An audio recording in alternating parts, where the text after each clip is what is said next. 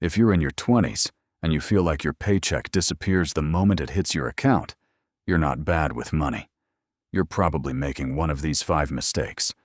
And mistake number 3 is the one almost nobody talks about. Stick around, because by the end of this video, you'll know exactly what's draining your bank account, and more importantly, how to fix it starting today. Mistake number 1, no emergency fund.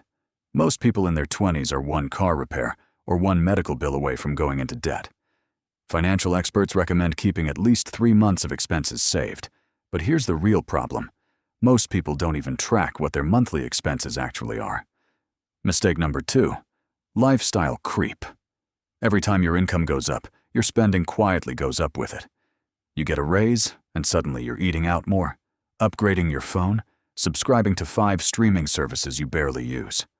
The fix isn't to never enjoy your money. It's to increase your savings rate every time your income increases, not just your spending.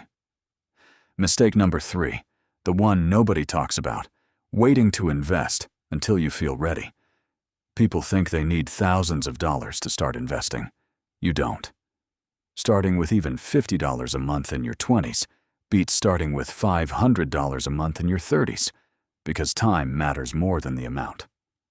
Mistake number 4, only paying the minimum on credit cards. That minimum payment is designed to keep you in debt longer.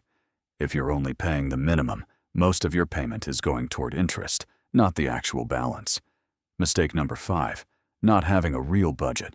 Not a budget you made once and forgot about. An actual system you check every week. The simplest one to start with is the 50-30-20 rule. 50% needs, 30% wants, 20% savings, and debt. If you recognized yourself in even one of these, that's actually a good thing. Now you know exactly what to fix. If this helped, subscribe, because next week I'm breaking down exactly how to build that emergency fund even on a tight budget.